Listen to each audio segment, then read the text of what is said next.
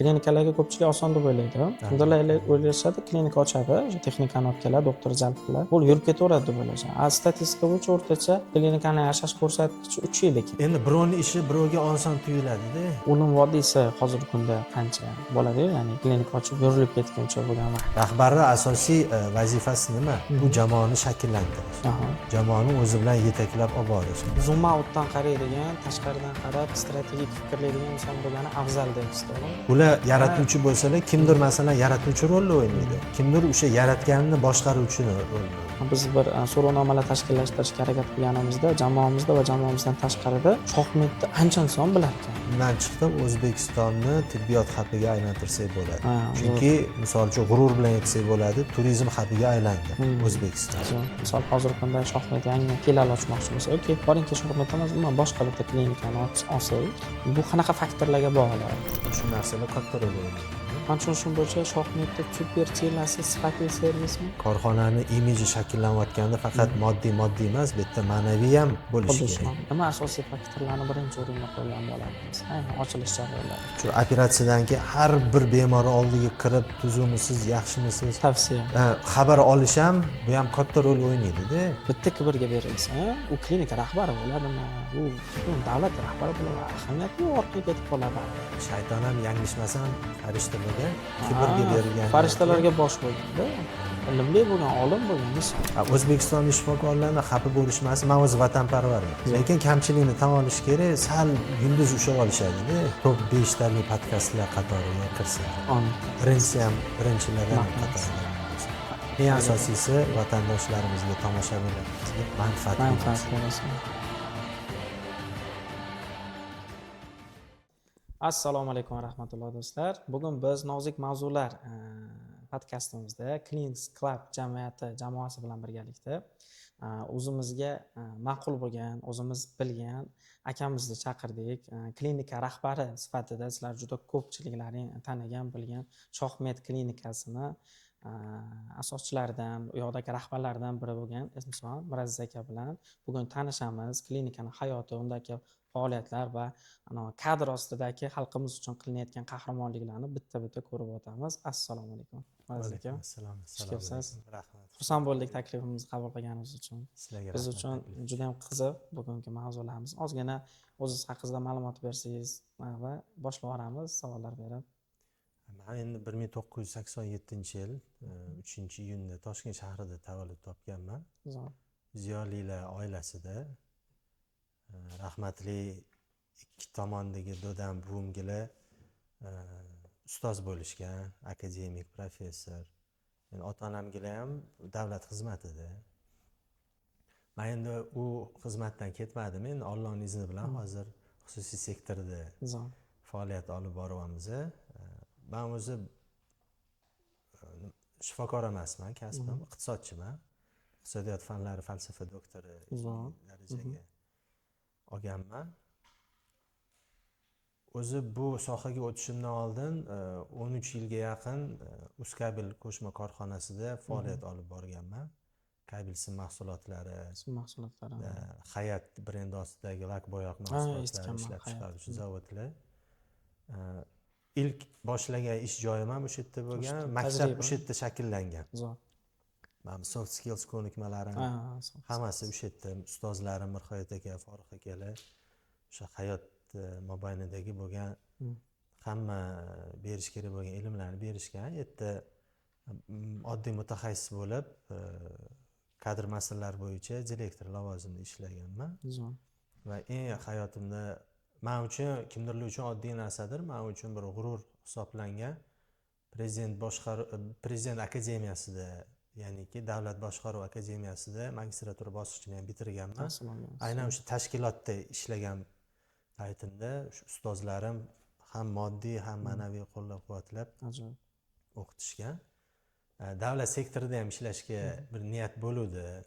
Hujjatlarni ham topshirdim, ishga ham hujjatlarim o'tdi, suhbatdan ham o'tdim. 3 joyga chaqirishdi.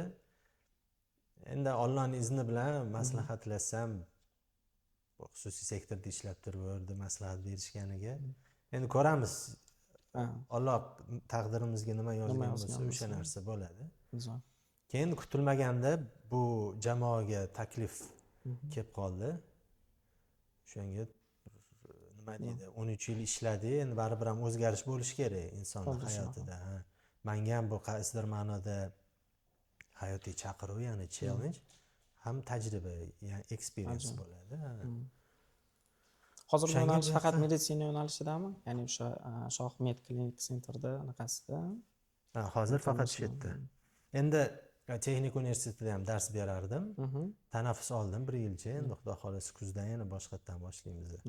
2020-yildan beri hozir Shoh Med klinikasida.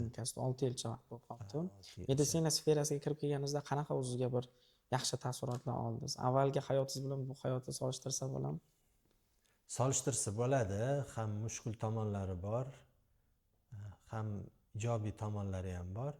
Bu yerda men o'zi yaxshi ko'raman servis, xizmat ko'rsatish darajasini rivojlantirishni. Misol uchun klinika ochish muammo emas, asbob uskunalarni olib kelish muammo emas. Bu yerda hozir raqobat juda ham kuchli har bir sohada. Nimadan yutib ketish mumkin? Faqat xizmat ko'rsatish zo'r qilgan bilan. Misol uchun men Shohmedga bordim, shunaqa chiroyli kutib olishdi, o'sha xavfsizlik xodimi kutib olishdan boshlab davolanib chiqib ketishiga shu siklni rivojlantirish, shu ko'nikmalarimni yanada nima deydi, tatbiq qilishga muyassar bo'ldim. Shunga o'zim ham nima deydi, rohatlandim. Avvalgi bilimlarni foydalanib turib, albatta, yo'qqa joriy qilasiz. Albatta, chunki 2020-yilda koronavirus tugagan payt hali ham asoratlari bor paytlar edi u paytda. MSKTga o'pkalarni tekshiruvga og'ir kasallik kelardi. Har xil texnik nosozliklar bo'lib qolardi, bemorlarga noqulayliklar. Har xil endi bemor tushunish kerak.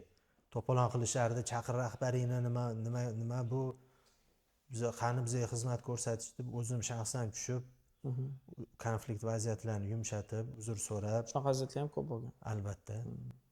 Va hal qila olganimdan men o'shandan rohatlanardim, motivatsiya olardim. Bizaniki bugungi dasturimizda ham asosiy mohiyati mana shu qahramonliklarni ko'rsatib o'tishdi. Klinikalarga ko'pchilik oson deb o'ylaydi. Kimdirlar o'ylashadi, klinika ochadi, o'sha texnikani olib keladi, doktor jalb qiladi, bo'lib yurib ketaveradi deb o'ylashadi. Statistika bo'yicha o'rtacha klinikani yashash ko'rsatkichi 3 yil ekan. Sizni qanaqa qaraysiz shunga? Endi bu sohanichi bilib oldin o'rganib ochish kerak-da. Masalan, ko'plar hozirgacha kelishadi, klinika ochishgan, xuddi siz aytganingizdek 2-3 yil avval ma'lum bir sabablarga ko'ra iqtisodiy inqirozga duch kelib qolishganda, bizani klinikamiz olinglar, brendinglarni qo'yinglar, yurg'izinglar, anaqa foydalar, daromad takliflar bilan ko'p kelyapti. Ayniqsa mana koronavirus paytida ko'p klinikalar ochilib ketdi, 100 dan ortiq. MSKT qo'yib tashlashdi. Koronavirus tugadi, MSKTlar to'xtab, sal qiynalib qolishdi-da. Shunaqa vaziyatda. Endi birovning ishi birovga oson tuyuladi-da. Shunisi bor. Misol uchun mablag'i borlar qat'iy ishlatishni bilmaydi-da, kimdir ma'lum bir vaqt klinikada ishlab, misol uchun shifokorlar borib homiy investor topishadi-da, klinika ochiladi, taklif berishadi, u klinika ochiladi, yurg'izish mushkul bo'lib qoladi-da. Asoschini o'sha mana hozir aytdingiz, soha mutaxassisi dedingiz-ku. Siz doktor emassiz. Yo'q. O'zingizni tanishtirganingizda aytdingiz, doktor emassiz. Soha mutaxassisi deganda kimni nazarda tutyapsiz? Bu qanaqa savol? Klinika ochayotgan shaxs, ya'ni asoschi yoki pul tikadigan inson yoki uni urg'izayotgan inson shifokor bo'lishi shartmi?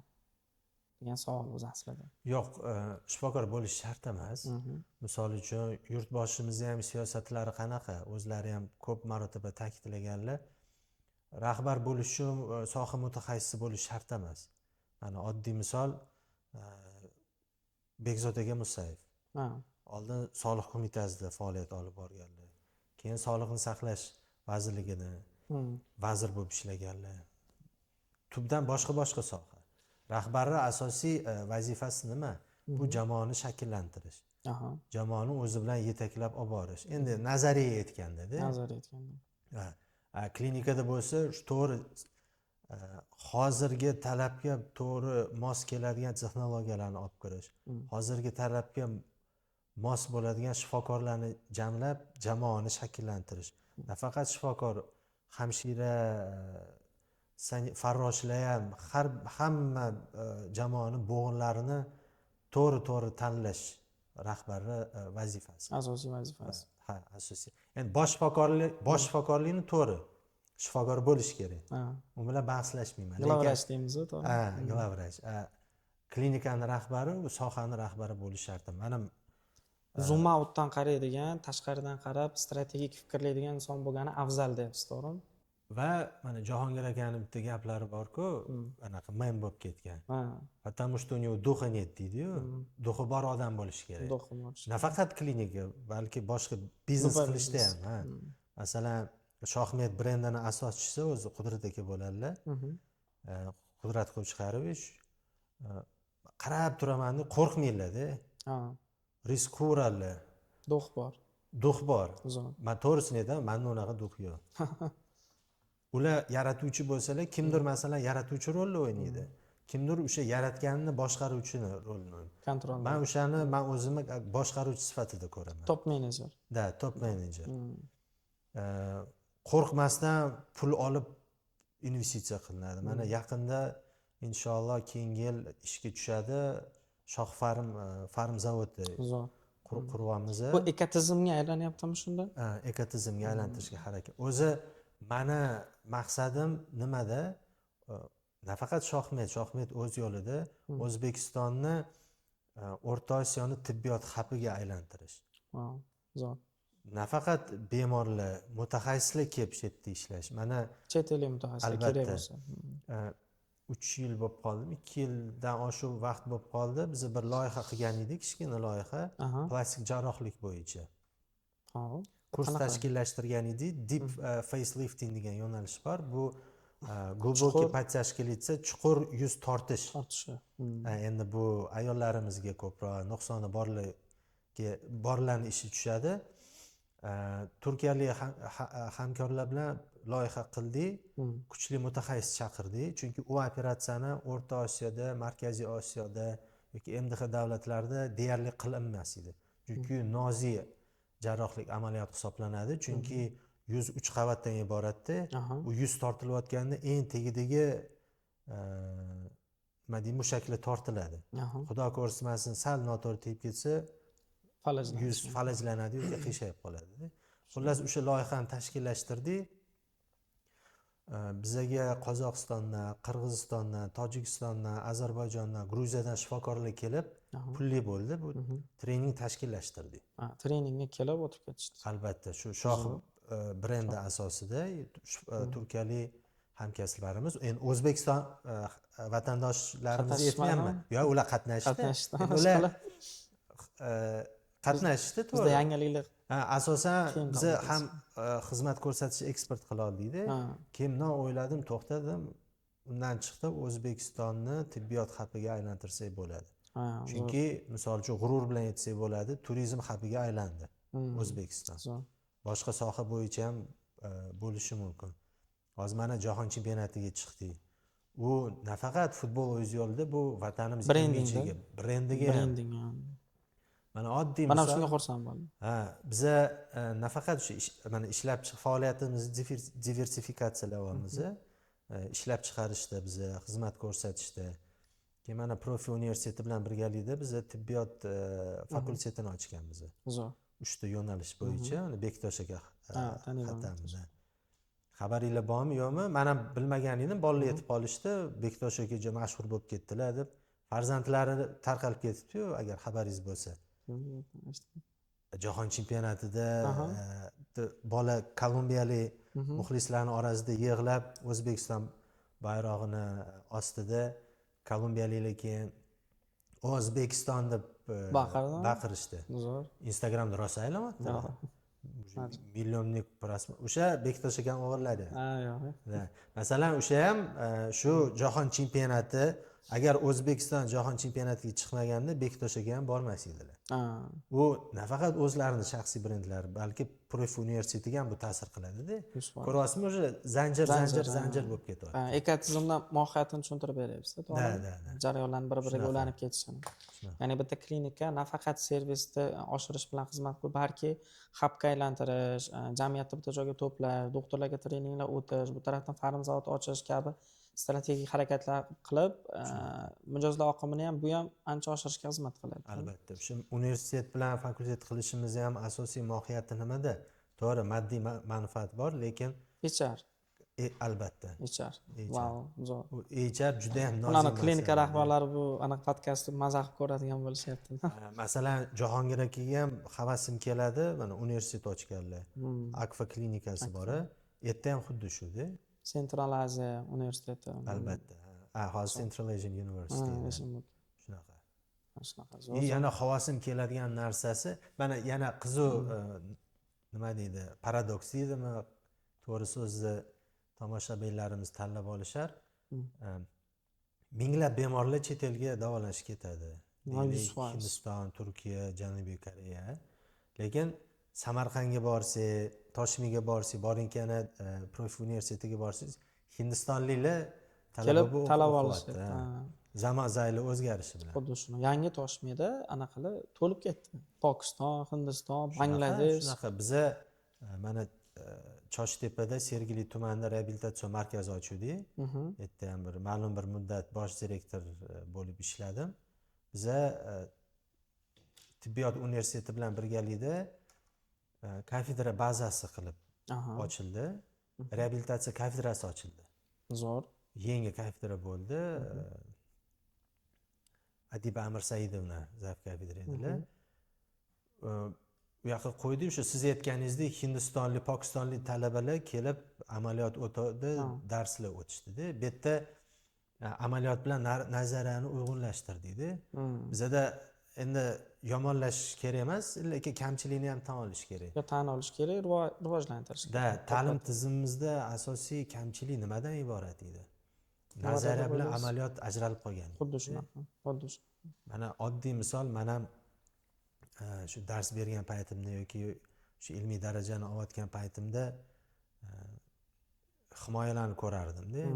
Misol uchun ishlab chiqarishda bir kun ham ishlamagan odam, lekin doktorlik ilmiy darajasi qilyapti. Topshirib yana 3-5 naql olib ishlab, misol uchun neft mahsulotlarini ishlab chiqarishda innovatsion yo'llari degan mavzuda, lekin bir kun ham ishlamagan ishlab chiqarishda. Hozir lekin zamon o'zgaryapti, talab o'zgaryapti, amaliyot bilan nazariya uyg'unlashtiryapti. Men ham shu nazariya bilan ko'plar qarshilik ham bildiradi jamoadagilar. Bizga nima kerak bor bu kafedrani? Yoki hamkorlik qilish nima kerak bor bizga? Moddiy manfaat olib kelmaydi-yu deb. Bu yerda faqat moddiy bo'lish kerak emas, bu korxonani imiji shakllanayotganda faqat moddiy emas, bu yerda ma'naviy ham bo'lishi kerak. Bu yerda ijtimoiy tarafini ham o'ylash kerak-da.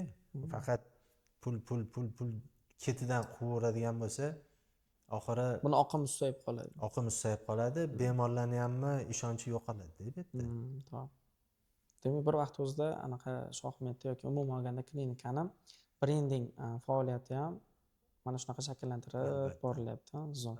Tushunarli. Xo'p, klinikani yuritishda klinika rahbarlariga qiziq bo'ladi. Eng katta xarajatlar nima? Yoki yangi klinika ochish istagida bo'lgan insonlar ham ko'p ko'rishadi bizda. Shunaqa ko'p savollar berishar. Keyin o'zi hayron qoldim. Biz bir so'rovnomalar tashkillashtirishga harakat qilganimizda, jamoamizda va jamoamizdan tashqarida Shohmetni ancha inson bilar ekan. Men shaxsan doktor bo'lganim bilan ham, ya'ni klinikalarning ro'yxatini qo'yganda Shohmetda shunaqa yuqori darajaga chiqishini, ya'ni top 3 talikning ichida bo'lishini nima sabablar ekanligini bilish qiziq bo'ldi hozir ayni vaqtda. Shuni bitta savol qilib beray. O'zi Shohmet klinikasi 2008-yilda asos solingan. U paytda xususiy klinikalar deyarli yo'q edi. Shohmet klinikasi birinchilardan bo'lib xususiy klinika ochilgandi hisoblanadi. U paytda yana MDS ochilgan edi, yanglishmasam. MDS da bor. bu nimaga ochilgan edi? Yana bir marta aytaman, yomonlashda emas. Oldin davlat shifoxonalari bo'lardi. Zamon zayli o'zgarishi bilan fuqarolarimiz, bemorlarimiz sifat talab qilishni boshladi. To'g'ri. Shu qatlam shakllanishni boshladi. Qatlam shakllanishni boshlandi. Chunki mustaqilligiga erishdi, nima deydi, xarid qobiliyati ham oshishni boshladi-da. Birinchi talab, keyin taklifda. Ha. O'shandan keyin ochilgandan keyin birinchilardan bo'lganimiz bu bitta yutuqdan bittasi. U paytda ochilib, yopilib ketganlari ham bor. Shu aytganimdek ushab qolish kerak edi. Ushab qolish nimani hisobiga? O'sha xizmat ko'rsatishi darajasini, konsepsiyasini ushab qolish. Bu o'sha asos solgan o'sha Qudrat Qo'chqarovich ambitsiyalari, o'sha xodimlarni eshitishligi, shu narsalar katta rol o'ynaganda. Men tushunishim bo'yicha Shohmedda super chillasi sifatli servismi? Ha. To'g'ri tushunammi? Shunaqa. Endi sifatli servis bitta narsa emas. Bitta narsa emas. Endi bitta narsa tanlash kerak bo'lsa nimani tanlaymiz? Endi klinika bo'ladigan bu qiyin savol-da. Qiyin savol. Albatta shifokori. Ha, shifokor. Albatta shifokor tanlanadi. Yo'q, natijasi baribir sifatli servisga olib boradi-da. Men aytmoqchi bo'lganimki, endi shifokoringiz bir xil shifokorlar bo'ladi, sal injiqroq bo'ladi. To'g'ri. Qo'polroq muomala qilish mumkin. Xuddi shuni. Lekin yaxshi ishini zo'r qilib qo'yadi. Ishini zo'r qilib qo'yadi-da, shu tomonlari ham bor. Bu narsani sal silab yopib ketadigan, qolgan o'sha muhit yopib ketadi-da, ya'ni hamshiralarning muomalasi. Mana ko'p kuzataman-da, biza ozarbayjonlik, turkiyalik, germaniya, koreyalik shifokorlarni taklif qilardik-da. Mana bizada shifokor bo'lardi, hozir hamkorlikni to'xtatganmiz.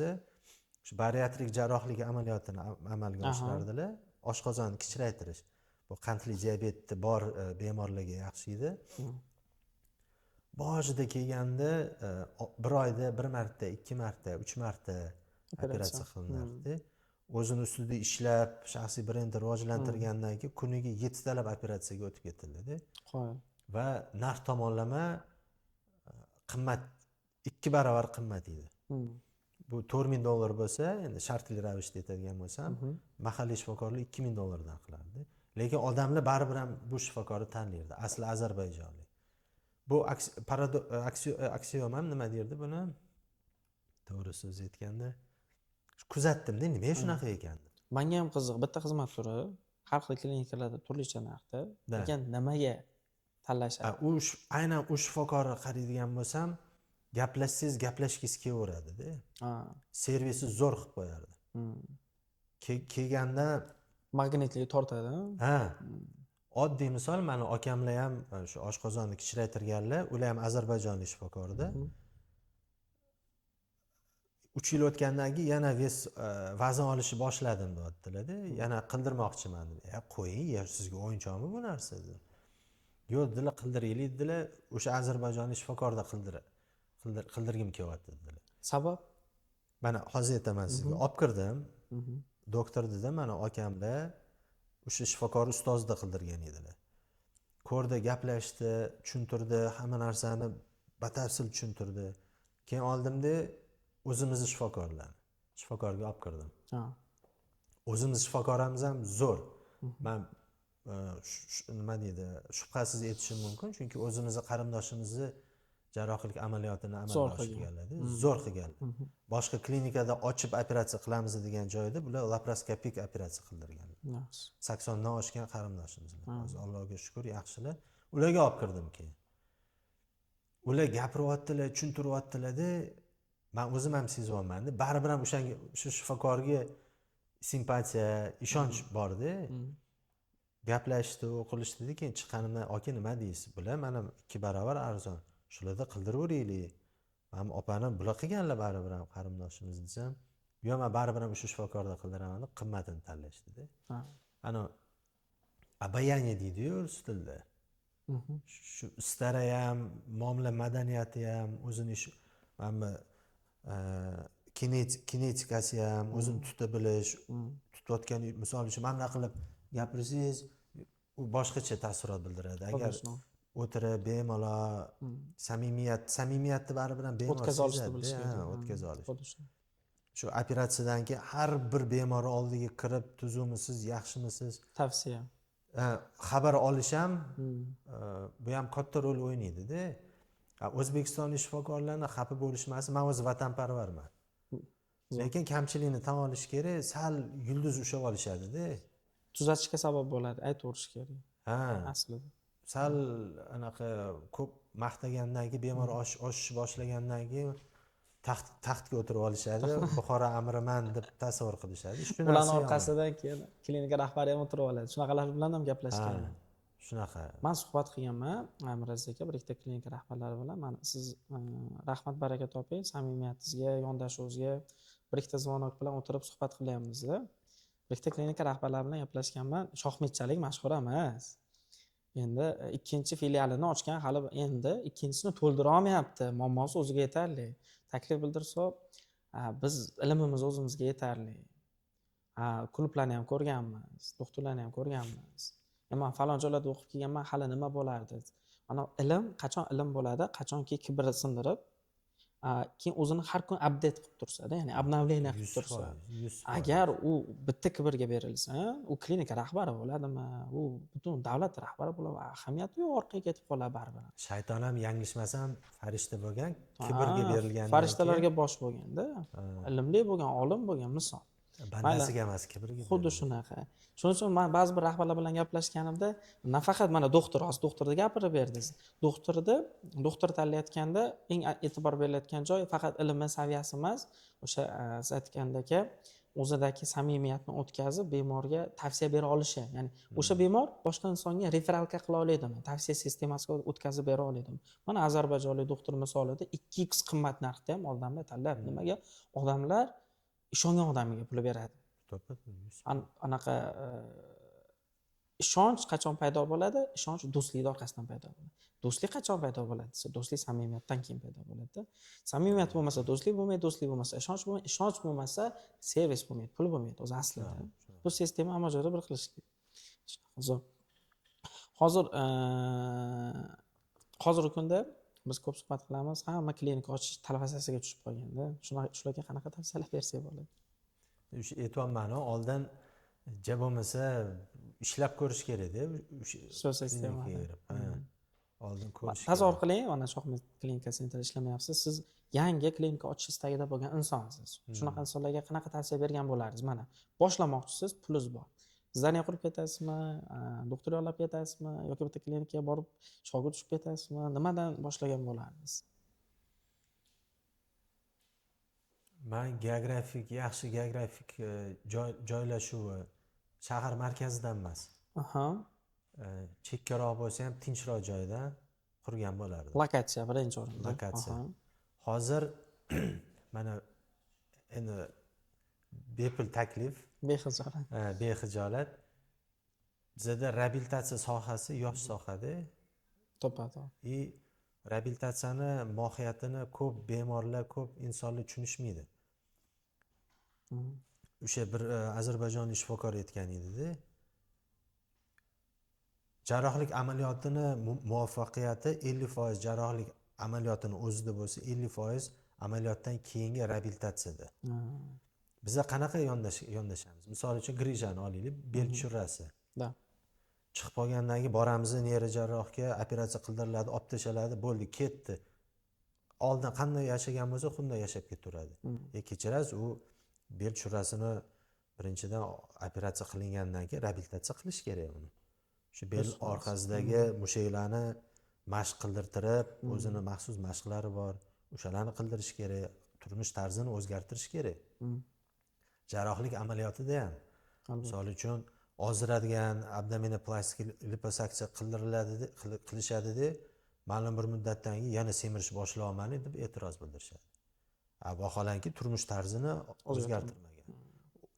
Kompleks yondashuv bo'lishi kerak. Sal yana mavzuga chalib ketdik. O'sha reabilitatsiya markazi ochgan bo'lardim men. O'shaning uchun ham biz reabilitatsiya markazi ochdik. Shahar hokimimiz ham tashrif buyurganlarida hayron bo'ldilar. Choshtepaga nima unaqa chetda ochgansizlar, shahar markazida ochmaysizlarmi deb. Hozir alhamdulillah yana boshqatdan yaqinda tashrif buyurdilar shahar hokimi. Shavkat aka Umurzoqov. O'sha Choshtepa kanali bor. Choshtepa kanalini hozir ikki tarafini infrastruktura qilib, velosiped uchish, piyodalar uchun maxsus yo'lakchalar qilinyapti. Hozir xudo xolasa Choshtepalar ham juda ham zo'r o'zgarib ketadi. Ana o'sha, lekin tinch joyda. Borsangiz tinch, maza qilib. Bu yoqda klinikalarimizda odam kirgan, chiqqan anaqa busy deydi-yu. Nyu-York bilan qaysi işte xuddi Nyu-Yorkda klinikalar. Bu yoq shu tinch anaqa manzara. Ajoyib.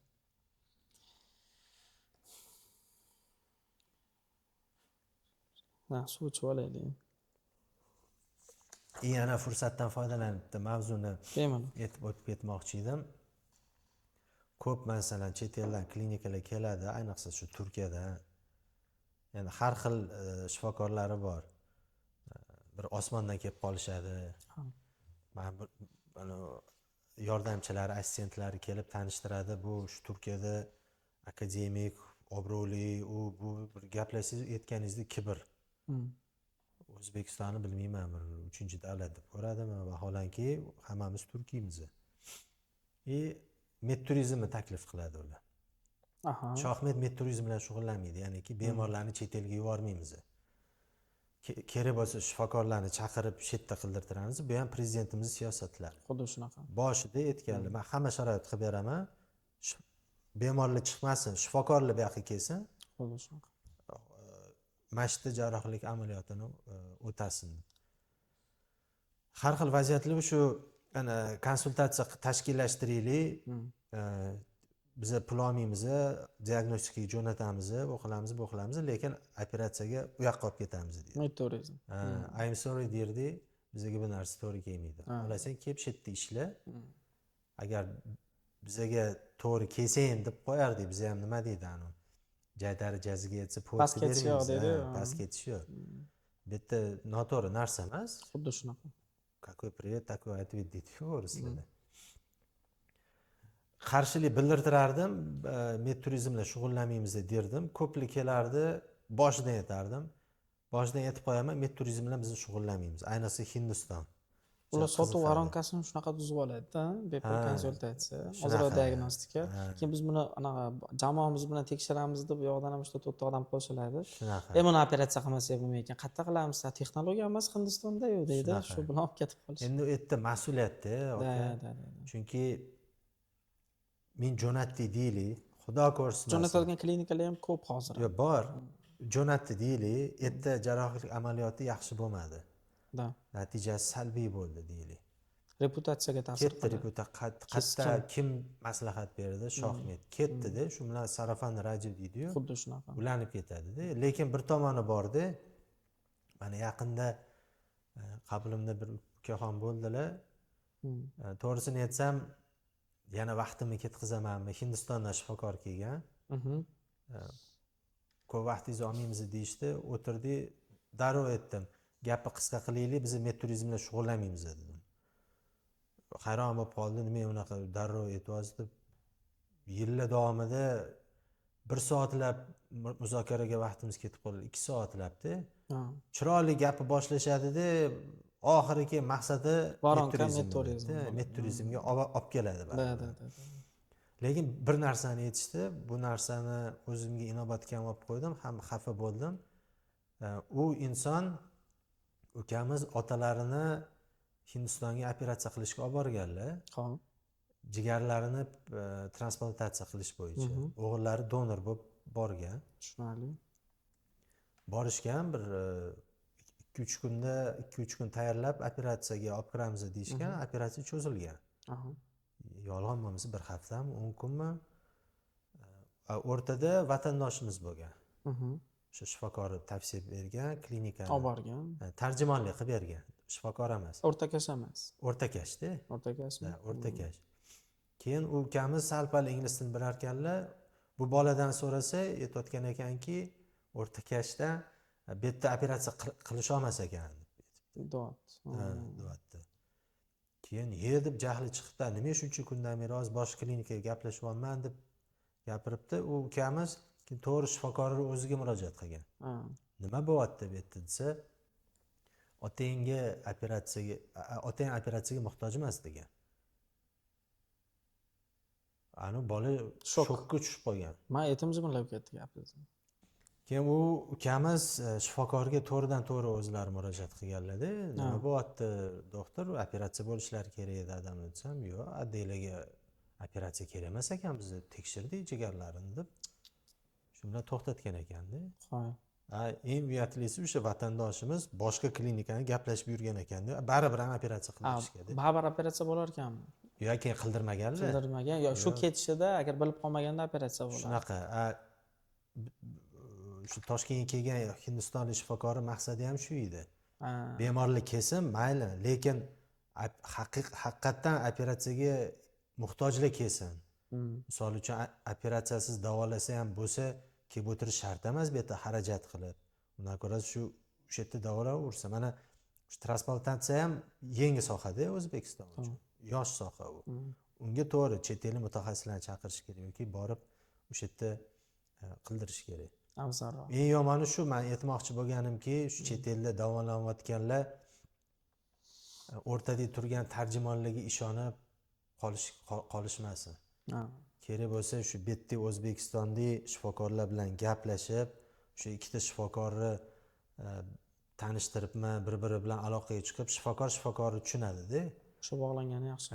Bog'langani yaxshi. Shifokor bo'lmagan o'sha yerdagilarga ham turib anaqa qilmasin-da, chunki Turkiyada ko'p blogerlar bor. 100%. Anaqani jalb qilib oladi, auditoriyani yig'ib olgan, meturizmga o'tib ketgan. Bu yoqda pul ishlab yotibdi, kerak emas bo'lgan. Endi vallohu alam men aybdorlar, lekin men ham ko'p eshitdim. Hindistonlik shifokor aytgan narsasini men aytmoqchiman, o'shanga vatandoshlarimiz ehtiyot bo'lishsin, chet elga davolanishga ketishayotganda. Menga og'riqli bo'lgan joyi shu, o'zi luqma halol bo'larmikan? Mana shariat nima derkin bu joylarga deb turib, ya'ni odamni hayotida bir musibat tushganida, ayniqsa anaqalar bo'ladi-yu, bir birodaringizda sizga ishongan vaqtida, hammamiz birodarmiz-ku bir-birimiz bilan. Ishongan vaqtida o'sha ishonchidan foydalanish eng katta gunohlardan bittasi sirasida ustozlarimiz ta'lim berishganda. Javob yomon. U hozir odamni boshiga kasallik tushsa, kasallikdagi holat ham bir musibat hisoblanadi-da. O'sha musibatni ustida bir foyda qilib olish, bilmadim endi qanchadir miqdorda xizmat haqqi olinishi tabiiymisi? Tabiiy, hammaning energiyasi, resursi, vaqti borda. Faqat bu qiymat ozor beradigan darajada bo'lsa, nihoyatda ziyonli bo'lib ketadi. Aytganingizdek, o'sha O'zbekiston hududiga turizmni eksport emas, importni ko'paytirishimiz kerak-da, xullas. Shunaqa, shu siyosatni qattiq ushlasak, shu 5 yilda mustahkam bo'la olamiz. Hurmatli prezidentimizning ham asosiy g'oyalari, strategiyalari shunga qaratilgan. Kelayotgan 5 yil ichida tendensiyani qanaqa ko'rasiz?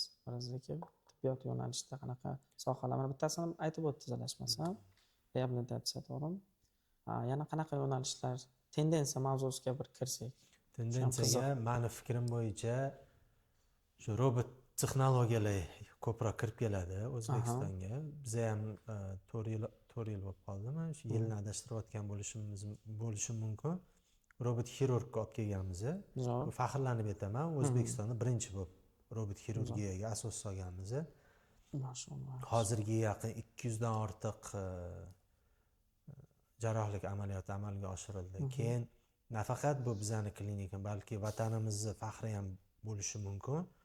O'sha koreyalik ishlab chiqaruvchilar shu robot texnologiyasini ishlab chiqarganlar e'tirof etganki, bizning kompaniyamizning tarixida birinchi marta 10 yoshli bolaga bizning robot yordamida jarrohlik amaliyoti amalga oshirilgan. Ya'niki pochkasi saqlanib qolingan. U operatsiyani o'zbekistonlik shifokorimiz Zarixxo'ja aka amalga oshirganlar. U bemor Almatidan kelgan. Misol uchun qardosh xalq Qozog'iston, u yerda ham zo'r klinikalar bor, texnologiyalar bor. Lekin O'zbekistonga kelishadi. Bu ham quvonchli narsa. Quvonchli narsa. Mana reabilitatsiya markazi, sanatoriya markazimiz bor dedim-ku Choshtepada. Hozir endi sal tendensiya o'zgardi. Oldin 80 emas, 90% bemorlar Qozog'istonlik edi. Sanatoriya paketida davolanishardi. man so'raydim, nima Qozog'istonda yo'qmi derdim. O'rganib chiqamiz, Qozog'istonda ham bor sanatoriy. Hop. Ularda oqim ko'payib ketib bizga kelyaptimi? Yo'q, Yoki tanlov kelganda bizni tanlashyaptimi? Servis. Ha, servis. Servis. Unaqa muomala, unaqa xizmat ko'rsatish sifati Bizni baribir ham O'zbekistonga tortadi-da. Ham bu yerda ham turizm, ham an'anaviy turizm rivojlanadi-da. Kelgan odam Samarqandga boradi, ichki turizm. tog'ga chiqib keladi, ichki turizm ham rivojlanadi-da. Bu ham bir vatanimiz uchun faxr-da. Xuddi shunaqa. Mana valyutani kirishi, pul oqimini kirishi, ichkaridagi savdo aylanmalariga ham zo'r ta'sir qiladi. Bu bekorga emas-da, bu olib borilayotgan siyosat. Bu misol uchun paxta qo'yish emas. Xuddi shunaqa. Bor narsani samimiy yondashuv. Albatta. Mana shu jahon chempionatiga chiqishimiz ham O'zbekiston uchun ham zo'r, lekin biza qo'shni qardosh xalqlar bilan birga yanada yakdilligimizni ko'rsatdi, birlashtirishga sabab bo'ldi-da. Xuddi shunaqa. Ijtimoiy tarmoqlarda ko'ring, Video. Qozog'iston, Qirg'iziston, Tojikistonliklar, O'zbekiston, Ha. Undan oldin qanaqa edi misol uchun 2016-dan oldingi vaziyatimiz? Xuddi shunaqa. Tojikistonga viza edi. Men o'zim Kirib chiqish nihoyatda qiyin. ertalab borib 9da borib 4lardami kirib chiqqanman. Elchixona yo'q. Tojikistonga borish uchun tasavvur qiling. Hozir bemalol kirib chiqasiz. Qozog'istongacha. Qirg'izistonga ID karta qilib qo'ygan. Hozir ID karta bilan bemalol kirib chiqasiz. Zagramsiz. Qozog'istonga borsangiz, oldin borganimda to'g'risini aytaman, endi bizani o'zbek sar derdi, sal negativ qaraydi. Hozir mensimasdan bemalol qaraydi.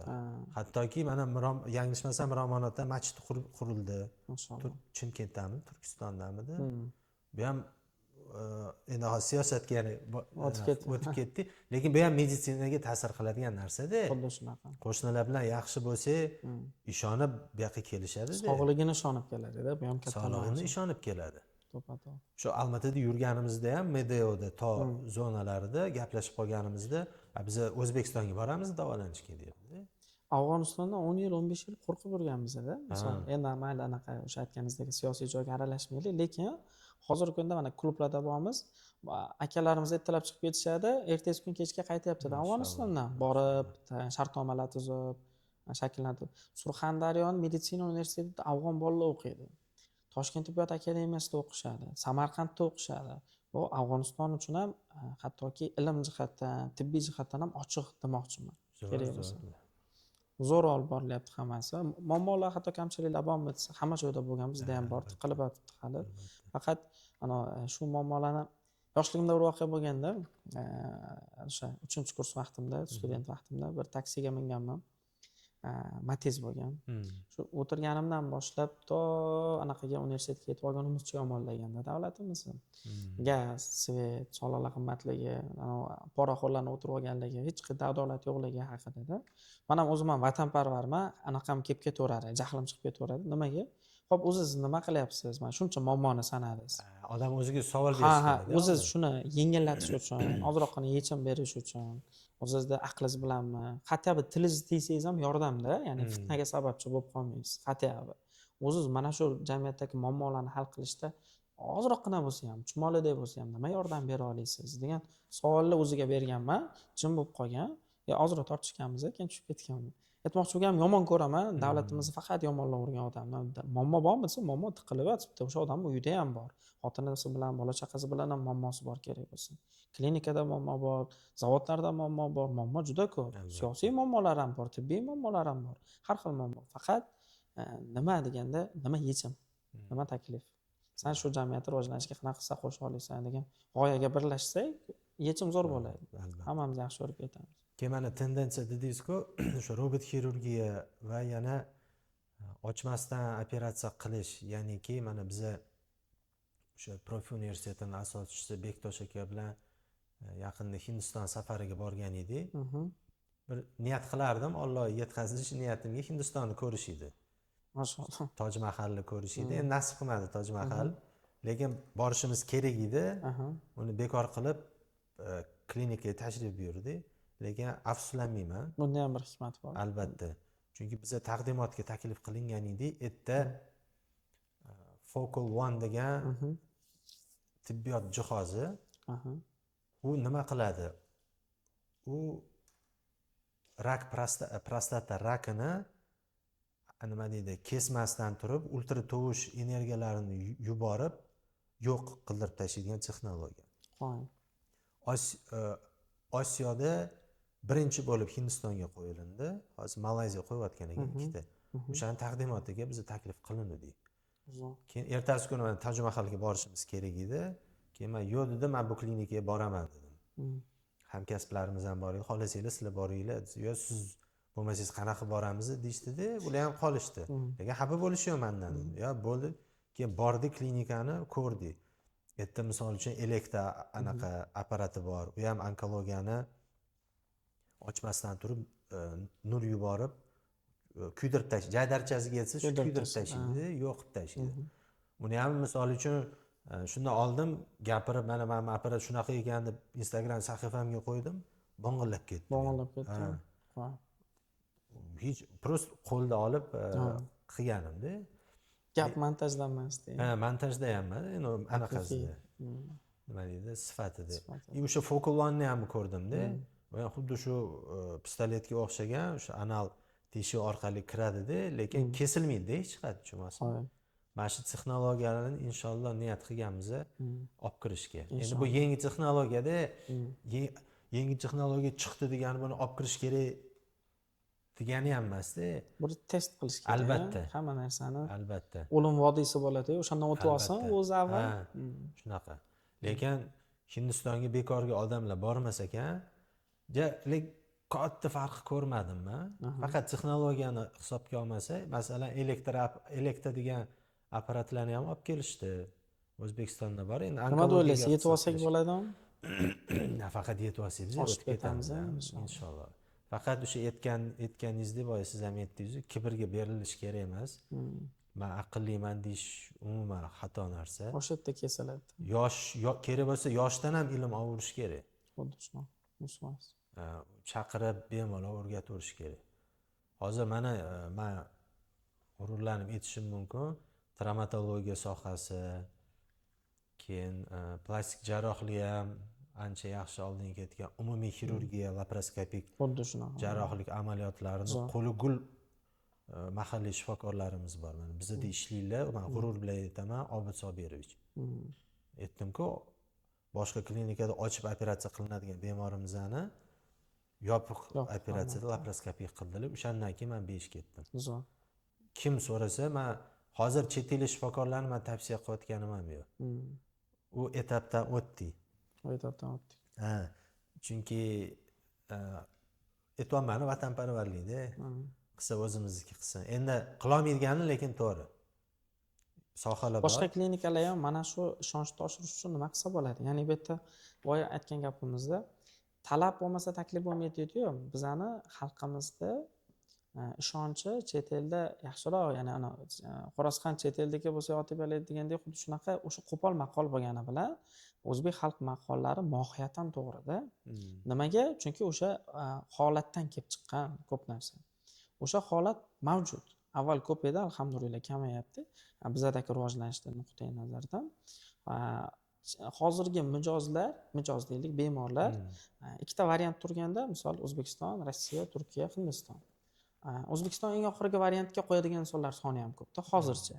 Hamma yo'nalishda emas, bu yo'nalish oshib ketyapti. Nima yo'nalishlardan ketsa bo'ladiki, ularda xalqni ongini o'zgartirishga. Faqat ya'ni sifatli servis, haqiqatda yaxshi operatsiyalar, referalkalar, birovga tavsiya berishi, nima qilasan chet elda, mana O'zbekistonda ham shu ishni qilishyapti-ku degan sekinlik narsalar bilan o'tib boramizmikan yoki qanaqadir bir tezlashtirilgan formatlari ham bormikan odamlarni ongiga kirib borish uchun? Haqiqatda bu ham yaxshiligini isbotlab berish uchun. Nima deb o'ylaysiz? Juda ham yaxshi savol berdingiz. Men ham ko'p o'ylayman-da shu narsani. Qanaqa qilib bu yerda shu olib qolish. Endi hozirgi paytda men ko'rayotgan yechim bu to'g'ri reklamani shakllantirish. Ya'niki misol uchun o'rislarda maqol bor-ku, домашние сцены лечит deydi-yu. Bu ham ta'sir qiladi-da u narsaga. Xuddi shunaqa. hozir shakllanyapti. Endi bu narsa menimcha baribir ham revolyutsion emas, evolyutsion yo'l bilan borgani yaxshida. Chunki aytyapman-ku, tibbiyot hamma sohasi ham rivojlangan emas bizda. Hozircha. Hozircha. Ishontirib qo'yib hamma narsaga vaqt kerak-da bu narsaga.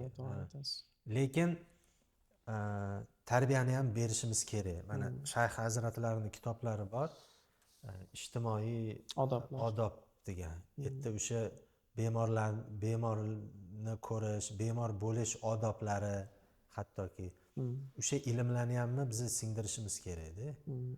Yondashuv to'g'ri bo'lishi kerak. Ana o'shanda menimcha bu natijaga, bu kompleks yondashuv bo'lishi kerak-da. Kompleks yondashuv. O'zi aslida bitta tushuntirolmayotgandirman. Yo'q, tushundim. Agar bu narsani yechimi formulaga o'xshab bo'lganda, u oson. Chunki tibbiyot, mana o'zingiz ham shifokorsiz-ku, noaniq fan turkumiga kiradi-da. Xuddi shunaqa. Bu shifo Allohdan, shifokor faqatgina sababchi bo'ladi.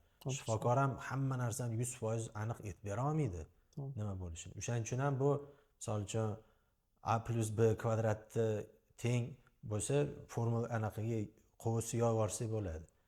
Bu savolga kompleks yondashuv baribir ham vaqt kerak-da. Faqat klinika tarafdan emas, bu bemorlar ham tushunib his qilish kerak-da bu narsaga. Tushunadi. Zo'r. Rahmat. Hozir klinika ochish istagida bo'lgan insonlar bizga ko'p savollar yo'llashadi-da, qiziqishadi-da. Mana klinika ochgandan keyin o'lim vodiysi hozirgi kunda qancha bo'ladi-yu, ya'ni klinika ochib yurilib ketguncha bo'lgan vaqt. Misol hozirgi kunda Shohmet yangi filial ochmoqchi bo'lsa yoki boringki Shohmetda emas, umuman boshqa bitta klinikani olsak, bu qanaqa faktorlarga bog'liq? Siz klinika rahbariga tavsiya bermoqchi bo'lsangiz, nima asosiy faktorlarni birinchi o'ringa qo'ygan bo'lardingiz? Aynan ochilish jarayonlarida. Endi boshida ochilayotganda investitsiya hajmiga qaraladi-da. Ko'p tarmoqli klinika ochmoqchimi yoki bitta yo'nalishga ixtisoslashgan? Qaysi biri afzal hozir? Endi ko'p tarmoqli afzal, chunki inson bemor kelganda hamma ishi bitta joyda bitib ketadi. Xuddi aptekaga borganingizda bitta dori chiqmasa, keyingisiga borgandek. Endi u qimmatga aylanadi-da. Qimmatga tushib ketadi. Misol uchun bizning klinikani misol qilib oladigan bo'lsak, bemor keldimi, shifokor qabuliga, ya'ni poliklinika. Shifokor qabuliga kiradi. Shifokor aniq tashxis qo'yish uchun goh talab etiladi, goh talab etilmaydi, diagnostika qildirish kerak. Diagnostika degani laboratoriya, radiologiya, ya'ni MRT, MSKT, UZI, PET va hokazolar. Shu narsalar kiradi. Shu bizga klinikaga kelsa bu narsalar bor. Diagnostika bor. Diagnostikadan keyin davolash bor, statsionar bor yoki jarrohlik amaliyotiga. Misol uchun operatsiya qilish kerak bo'lsa, jarrohlik amaliyoti ham amalga oshiriladi. Jarrohlik amaliyoti amalga oshirilgandan keyin 2-3 kun holatiga qarab intensiv palata yoki reanimatsiyada saqlanadi. Ya'ni zanjirni tushuntirib o'taman. O'zingiz shifokorsizmi? Men ham biznesmen ham shifokorman. Mijoz atrofida ikkita tizim qurilgan. Shunaqa. Operatsiyadan keyin reabilitatsiya xizmati ham bor. Bu mana ko'ryapsizmi, ko'p tarmoqli. Bizda misol uchun faqat travmatologiya emas, ginekologiya bor, urologiya bor, umumiy xirurgiya bor, plastik jarrohlik bor. Bu ko'p tarmoqli. Asbob uskunalari ham har xil bo'ladi. Misol uchun bizda 3-qavatimizda bor intervension xirurgiya. Shu yurakka stent qo'yiladi, ishemik insult bo'lgan bemorlarni shu miyasida hosil bo'lgan turoblarni ochadi. Ularning abordoniyasi misol uchun urolog shifokorlik to'g'ri kelmaydi-da. Endi jaydarchasini tushuntirsa. Buni o'sha tikilayotgan, uzr gapingizni oldim, investitsiyadan kelib chiqib o'ylash kerak bo'ladi-da. Qarang, yana bitta mana shunga o'xshash savol beraman. Rahbarlar yaxshi tushunadi bu savolni. Biznes strategiya bo'ladi-yu. Mana men 2018-yil o'quv markazi ochganman, o'quv markazim bo'lgan. O'quv markaz faoliyati 2018 dan 22 gacha odatda mana 8 ta 10 ta fani, ximiya, biologiya, matematika, fizika, ingliz tili, rus tili mana shunaqa bo'lgan. Mana shunaqa ko'p fanlarni bitta joyda ushlab turishgan va shunaqa formatda yuradigan o'quv markazlar bo'lgan. Lekin bular sekin mijoz kamayib yo'qolib, Buni o'rnidan faqat fizika matematikaga ixtisoslashgan, hop kimyo biologiyaga ixtisoslashgan, faqat ingliz tiliga ixtisoslashgan, faqat rus tiliga ixtisoslashgan o'quv markaziga o'tib ketgan. Man endi shuni klinika formatiga o'tkazib savol bermoqchiman. Nima bo'ladi? Yo'q. Ya'ni mana shunaqa siz aytayotgandek statsionarlar yo'nalishi yaxshiroq yuradimi yoki ichidan bitta tarmoqda olib ginekologiyani olib turib bitta kompleksning faqat ginekologik problemalari bor bo'lgan insonlarning oqimini oshiradigan odamlar, ya'ni klinikalar soni oshib ketadimi? Yoki aynan misol urologiya yoki o'sha bepushtlik, ekolar yoki plastik jarrohlik bo'yicha mana misol bunaqalar, yana birovda anaqasi emas, reklama ma'nosida emas, Ibadovlar bor to'g'rimi? Ular chempion bo'lib turishibdi-da hozircha. Ya'ni bitta yo'nalishda ushlab turib chempion bo'lgan afzalmi yoki hammasini bitta joyga? Ekotizimni ham o'z aslida mohiyatan anaqasi juda baland. Buni ham hamma qila olmaydi, qo'ldan kelgan odam qiladi-da uni ham. Rahbar o'laroq misol nihoyatda qiyin hisoblanadi. Siz shu jarayonga qanaqa qaraysiz? Endi mana siz savol berdingiz-ku, bitta yo'nalishda chempion bo'lgan yaxshimi yo ko'p yo'nalishdan? Birinchidan endi ruslarning gapi bor-ku, chempionov не судит. Chempionlarni muhokama qilinmaydi deb. Chempion eplasa qaddini ursin. Erta ham. Lekin men bitta o'zimni subyektiv fikrim, mana klinikalar ko'p ochilib ketdi, o'qiyapti-yu. Shu menimcha yaqin 5 yil ichida gigantlar qolsa kerak. 100%. Gigantlar saralanadi-da. Meni ham shunday. Bemorlar ham ko'radi. Vaqt hamma narsani ko'rsatadi. Mana biza o'sha yaqinda Toshkent investitsiya forumi bo'ldi. O'sha yerda taqdimot tayyorlagan edi. Yangi Toshkentda loyihamiz bo'yicha. Yerda haqiqiy ekosistema edi. 128 millionlik loyiha tayyorlagan edi. Yerda shu investorlarni jalb qilish bo'yicha amerikanlarni. Endi ma'lum bir sabablarga ko'ra tadbir rejalari o'zgarib qoldi-da, endi muvaffaq bo'lmadik.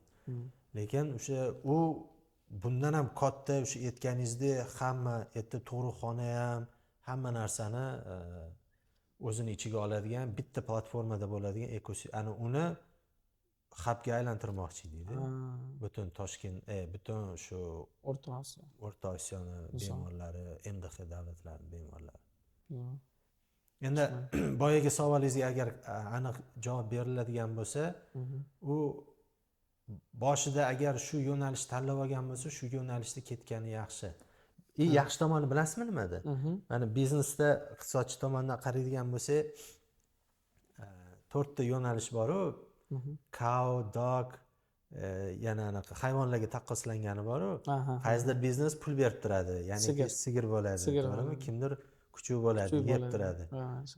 Buni hamma iqtisodchi tomonlama qarash kerak-da. Shuni taraflama ochib bering.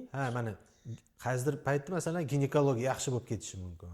Urologiya tushib ketishi mumkin. O'sha paytda ginekologiya urologiyani boqadi. Yaxshi tomoni ham shunda.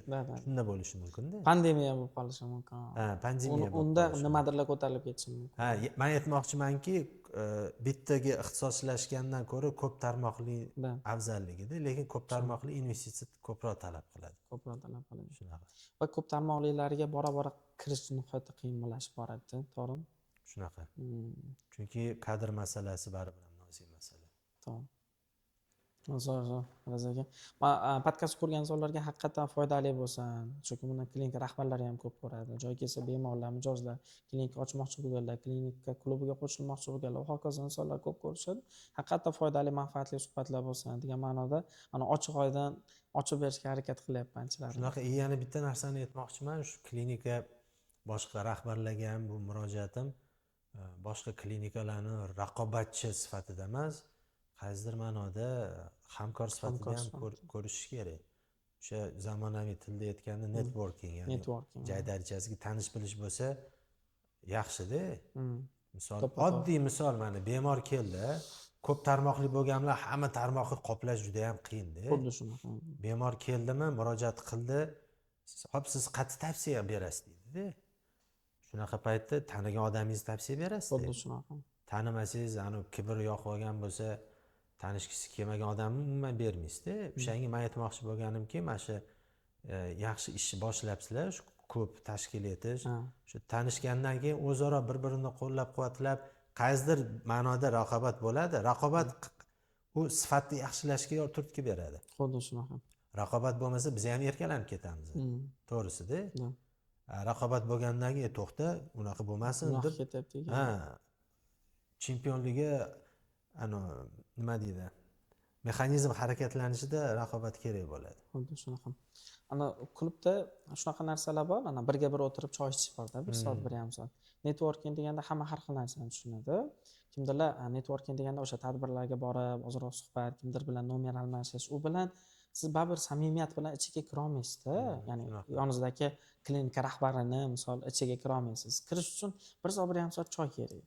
O'tirib bir piyola choy ustida samimiy gaplashsangiz, mana o'tirib yoshlikdan boshlab boshlanadi, qadriyatga ulanadi.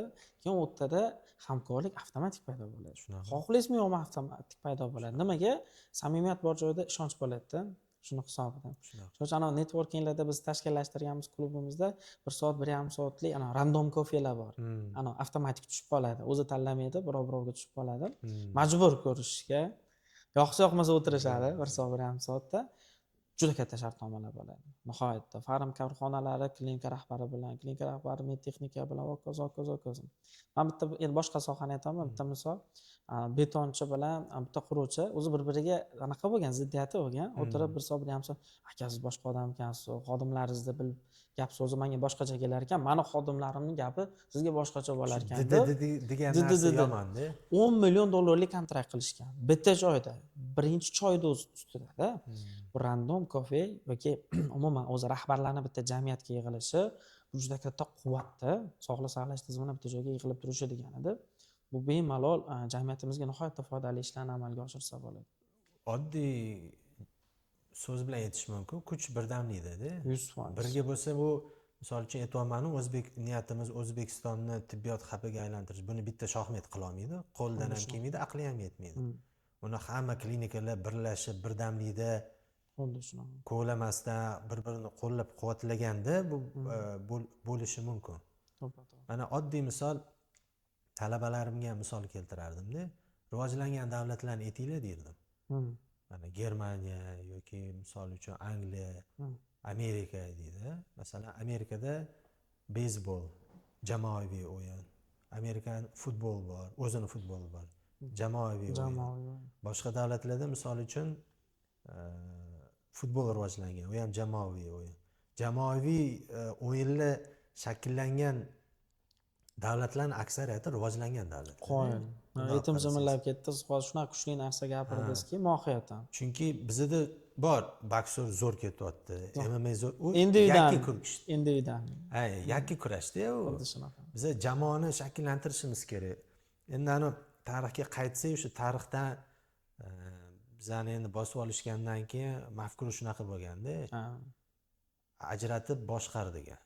O'shaning uchun ham haligacha asoratli qolib ketgan. Qardosh xalqlarimiz bilan endi munosabatlarimiz iliqlashyapti-da. Ziyolilarni xalqdan ajratish, xalqni g'oyasini bir-biridan ajratish. Shunaqa. Birlashish mafkurasini bir singdira olsa, zo'r juda katta quvvat bo'ladi. Shunaqa. Meni endi shaxsiy fikrim, Qozog'istondagi tadbirkorlarni o'zbek tadbirkorlar biroz oldinda deb hisoblashadi. Shularda qozog'istonlik tadbirkorlar bizanikilarmi? Yo'q, teskarisi. Chunki statistika jihatdan, moliya jihatdan, kapital jihatdan ham va bizdagi bo'lib turgan mana spikerlar, qanaqadir misol kurslar, ustozlar bor, Alisher Isayev, Ibrohim Gulayev ham. Shularga ham anaqa e'tibor bersangiz, ular ham Qozog'istonda borib tadbir o'tishsa, qozog'istonlik tadbirkorlarning savolidan ham aytishadiki, ular ancha saviyali. Va biz men berayotgan misol materiallarga ba'zida qoniqmay qoladi degan o'zim intervyularni ko'p eshitganman. Bularga sabab nima desa, ularda 2002-2005 boshlanganda klublar, jamoalar yig'ish, birga o'tirib fikrlash, bitta g'oyani o'rtaga tashlab mastermind qilish, ya'ni razbor qilish.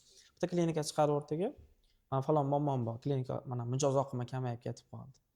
Bunday qilish kerak, bunday qilish. Hamma o'zini shu klinika maniki bo'lib qolganda nima qilardim degan savol bilan yondashishi bu o'ta katta kuchli narsa hisoblanadi. Biz shuni g'oya qilib qo'yganmiz. Jamiyatni bitta joyga yig'sak, hamma o'zini bitta misol boshqa inson ham Shohmedni o'zinikidek his qilib turib tavsiyalar bersa, siz Empatiya uning qilib. klinikasini o'zinikidek deb bilib maslahatlar bersangiz, tavsiya bersangizda, buni ostida juda kuchli manfaatlar yotibdi-da. Buni bilgan biladi, qadriga yetgan yetadi deydi. U yaxshi ot keyin yuguradi degan gap ham bor. Ha, Nima deydi, o'zimizga motivatsiya beraylik. inshaalloh. Yana mana shu networking yaxshi narsa-da. Mana hayotiy tajribamdan oladigan bo'lsam, Prezident akademiyasida o'qiganimda erta bizga qanaqadir noodatiy koinot bilimini berishmagan. Erta asosiy networking. Erta har xil sohalarda, hokimiyatda, bank sohasida, vazirlikda, men misol uchun ishlab chiqarishdan borganman. Erta kelganimda vallomatli yig'ilibdi deb o'zimga taassurot bo'lganda, keyin o'sha har xil treninglar o'tgandan keyin gamifikatsiya, ya'ni o'yin orqali tanishganimizdan keyin hamma maskani yechib, haligacha mana alhamdulillah 2019 dan boshlagan bo'lsak, 7 yil bo'libdi. 7 yildan beri choyxona qilamiz. Mashalloh. Kimdirlar hokim bo'lib ketdi, kimdirlar prezident administratsiyasida faoliyat yuritishyapti. Bu lavozimda emas. Gap lavozimda emas. Har bitta viloyatda misol uchun borsam, akam bor, ukam bor, og'aynim borda, o'sha akademiyada o'qib. Bu ham quvvat beradi, rahbarga, insonga quvvat beradi. Albatta, borsam, g'o'dayganda bemalol telefon qilamiz. Vaholanki hokim va deb. Sizga qiziqdi yo? Yo, yaqinligidan demoqchiman-da. Samimiyat bu. Birinchi hafta hamma yurgan anaqa hokim bo'lib, bank rahbari bo'lib, mana shunaqa treninglar o'tgandan keyin siz aytyapsiz, klubda mana bunaqa formatlar bo'ladi. Shunaqa suhbatlar qilingandan keyin hamma aka-uka bo'lib ketdi. Haligacha yaqinda ham mana viloyatga borib, to'ylarda xizmatda bo'lib kelyapmiz. Bu ham zo'r an'ana demoqchiman. O'shanga mayli kech bo'lsa ham qadam bosildi-yu. Boshladik. U yog'i yaxshi ot yetib oladi ham, o'tib ham ketadi. Yaxshi ma'noda. Xuddi shunaqa. Raqobat ma'nosida. Raqobat ma'nosida. Aytganimizdek, dacha formatlari yoki chet elga chiqiladigan safarlar, ahli insonlar bilan bo'ladigan qanaqadir suhbatlarda har tomonlama soliq bo'lsin, sotuv bo'lsin, marketing bo'lsin, yuridik jihati bo'lsin, HR bo'lsin, hammani o'zini og'rig'i bor. Kimdir men idealman, menga hech narsa kerak emas desa, qirt yolg'onchi bo'ladi, to'g'risi. Yana bitta narsani ta'kidlab o'tmoqchi edim. Hozir mana yaxshi, ziyoli, ilmi bor yoshlar, akalar, ukalarimiz o'zini auditoriyasini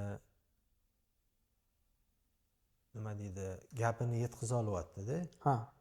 Endi oldin qanaqa edi, tan olish kerak, gapirsa ham oziq ishi bo'lsa ham boy gapirsin deydi. Mana hozir siz ta'kidlab o'tdingiz, ziyoli deb. O'zbek maqoli bor-da, olim bilan yursang qo'ling yetar, zolim bilan yursang boshing ketar deb. Haqiqiy olimlarni biz qadrlashimiz kerak, ilm odamlarini. Men aytmoqchi emasman, ana bir qismini berib diplom olganlarni emas. Haqiqatan olimlar bor-da, ularni biz qadrlashimiz kerak. Bu pul yo'q ekan, nima hayotda nimaga erishgan emas, yo'q, unaqa emas. Kimdirga Alloh boylik berib sinaydi, kimdirga bermasdan sinaydi. Xuddi shunaqa. Lekin ilmi bo'ladi. Boylikni olib qolish bir deganni yo'qotadi-da, ilmni yo'qotmaydi. Misol uchun undan oldin undan ham katta boylik o'tib ketgan, hech kim eslamaydi. Lekin shogird orttirgan, ilmi bor odamni o'tgandan keyin ham eslab yurishadi-da. Men shu narsani tomoshabinlarga yetkazmoqchi edim. Yoshlarimiz ham bu narsani inobatga olib qo'yishsin-da. O'qib nima boy bo'larmidim, u bo'larmidim. Hozir ham ko'ryapman tendensiyada shu illatlar bor-da. Endi niyat qilaman, inshaalloh Pareto qonuni bor, 20 ga 80. Shu 20si shu 80 ni tortadigan yoshlar Xudo xohlasa chiqishini xohlab qolamiz. Zo'r. Yondashuv to'g'ri niyatni chiroyli bog'lash bilan ekanda, zo'r. Baraka toping. Ko'pchilik Paretodagi 80 haqida gapirishadi.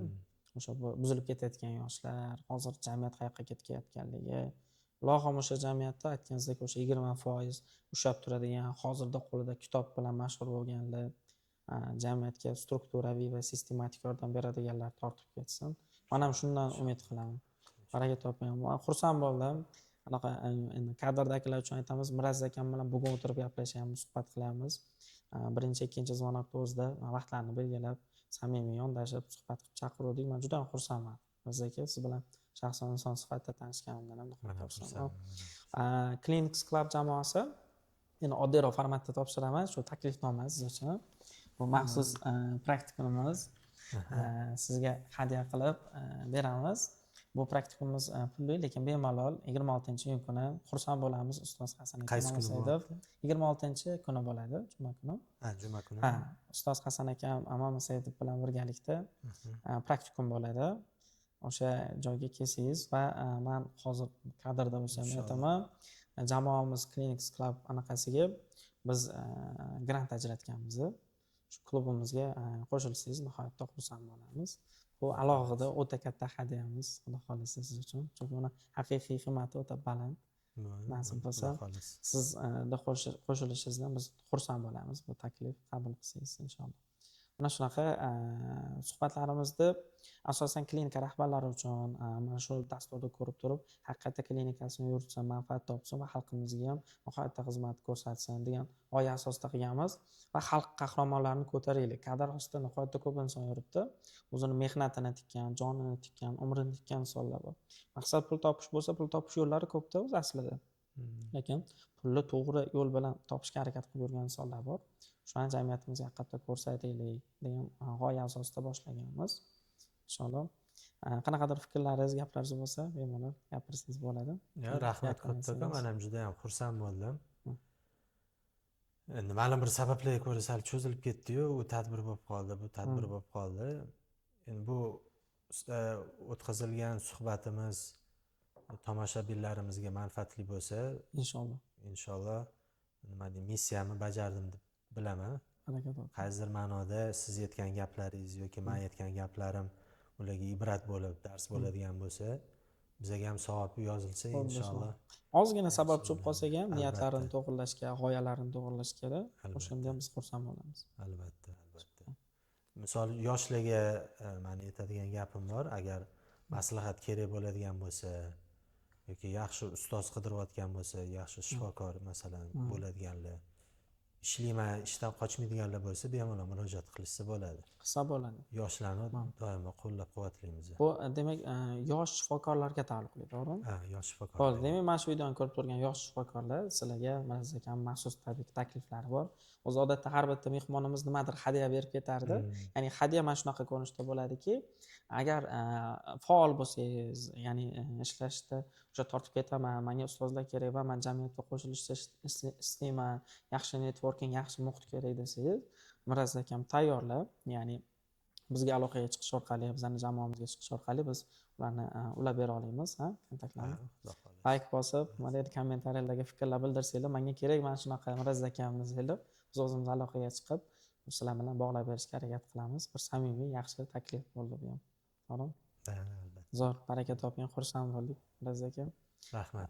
Kelganingiz uchun kattakon rahmat. Suhbatimiz mazmunli bo'ldi, shaxsan o'zimga ham nihoyatda yoqdi.